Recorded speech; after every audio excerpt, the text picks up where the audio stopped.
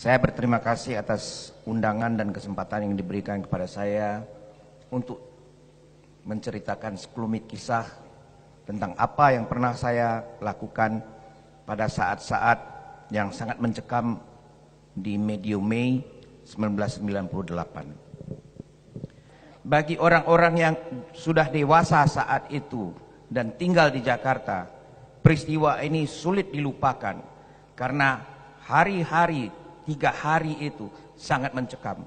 Semua orang mengurung diri di dalam rumah karena takut keluar.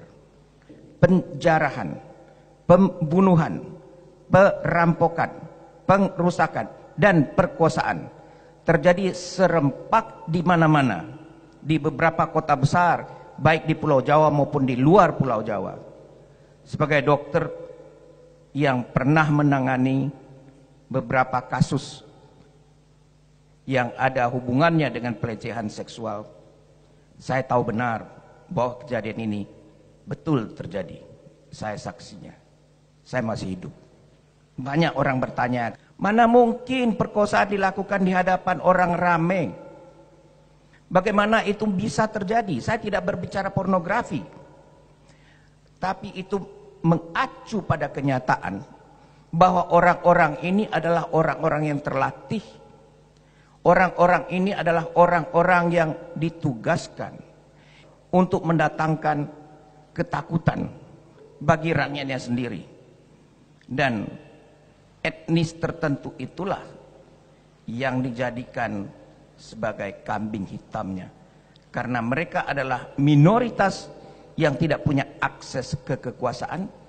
Mereka tidak punya akses ke bidang politik dan gampang sekali menyulut kebencian dengan alasan kesenjangan ekonomi yang dialamatkan kepada etnis Tionghoa ini.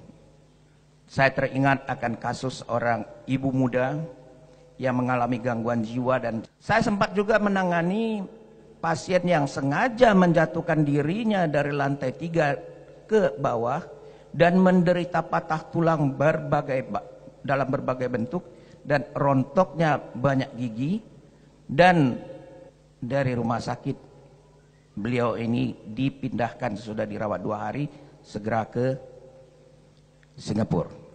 Ada juga beberapa hari sesudah medium Mei, kepada saya dibawa seorang anak gadis belasan tahun usianya yang kakinya bengkak, bernanah, merah, dan ketakutan.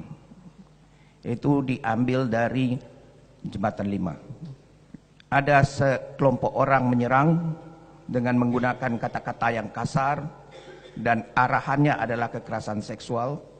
Dan si gadis ini dalam rangka menyelamatkan diri, berlari dan menginjak pecahan kaca sehingga kakinya bonyok, infeksi besar. Tetap tidak mau keluar dari persembunyiannya sampai ada relawan yang menemukan dia dan membawa ke saya. Saya waktu itu tergabung dengan tim relawan untuk kemanusiaan juga. Saya adalah anggota Suara Ibu Peduli dan anggota dari Kalyana Mitra. Mengapa ini terjadi dan apa kaitannya dengan situasi saat itu? Ibu kota negara seperti Jakarta dalam tempo 3 hari kosong kekuasaan. Tidak ada yang berwenang. Negara tidak hadir di Jakarta pada saat itu dan di beberapa kota besar lainnya, baik di Jawa maupun di Sumatera. Seolah-olah kebiadaban ini dibiarkan terjadi. Saya tidak mau mengatakan bahwa seluruh korban adalah dari etnis Tionghoa. No. Kalau kita lihat apa yang terjadi di kalender, itu banyak loh orang-orang yang, saya tidak senang menggunakan istilah pribumi dan non pribumi. Saya adalah orang yang banyak sekali berkeliaran di daerah-daerah terpencil. Di sana tidak laku tuh istilah pribumi non pribumi. Di kita di sini yang banyak. Nah, terutama mereka-mereka itu sudah mereka dari golongan ekonomi lemah, dicaci maki dan dihina pula dengan satu sebutan penjara. Saya bekerja di rumah sakit Husada. Saya banyak mendengar cerita dari suster-suster rumah sakit Husada pada saat itu. Mereka yang mau pulang, mereka yang kebetulan ada di jalan, ketika bertemu dengan kelompok-kelompok geng-geng itu, mereka ditanyakan tentang suku mereka. Lihat di toko-toko, di rumah-rumah, terutama di Gajah Mada dan Hayam Wuruk, tertulis milik pribumi asli. Sudah tertulis milik pribumi asli lagi. Saya pernah diwawancara di TV.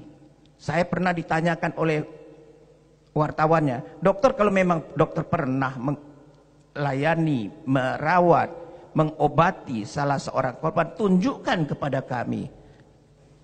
Itu permintaan yang sangat di luar batas. Saya katakan kepada dia, saya melakukan semua ini karena memang ada yang demikian terjadi, dan saya tidak akan menunjukkan bukti itu kepadamu hanya karena nafsumu ingin mengetahui dan mengenal korban. Bagi saya itu adalah sumpah jabatan seorang dokter untuk merahasiakan identitas pasien saya. Untuk itu saya disumpah dan saya akan merahasiakannya. Tim gabungan pencari fakta sudah mengeluarkan statement bahwa memang ada terjadi. Ini diperdebatkan lagi soal angkanya, soal jumlahnya. Lalu ditambah lagi embel-embelnya. Setiap hari ada terjadi perkosaan di New York, orang kok nak mencak-mencak katanya. Beda dong. Beda. Antara kriminal di satu pihak dan politik di lain pihak. Ada unsur ethnic cleansing atau ethnic cleansing di dalamnya.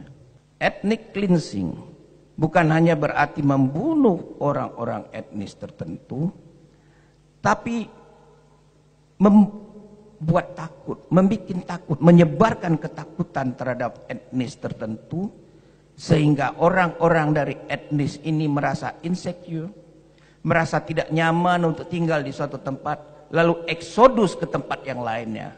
Nah, ini termasuk ethnic cleansing. Banyak orang menuduh saya dengan mengatakan, Dr. Lee aktif sedemikian rupa sehingga melupakan keselamatan dirinya sendiri, karena yang ditolong adalah etnis Tionghoa katanya. No. Itu salah. Itu salah. Siapapun yang menjadi korban perkosaan, tidak menjadi persoalan apa etnisitasnya, tapi kejahatan kemanusiaan yang dilakukan, itulah yang mau kita perangi. Dan sebagai warga negara Indonesia, saya malu mengakui mempunyai sebuah pemerintahan yang di luar berkoar-koar mengatakan menentang politik apartheid yang terjadi di Afrika Selatan, tapi di dalam negeri sendiri melakukan praktek apartheid terhadap etnis minoritas yang notabene adalah warga negaranya sendiri, yang seharusnya dilindungi. Dan tugas kita ke depan adalah jangan sampai ini terulang. Dan terlebih daripada itu, kita harus ikut dalam proses membangun bangsa dan negara kita. Terima kasih.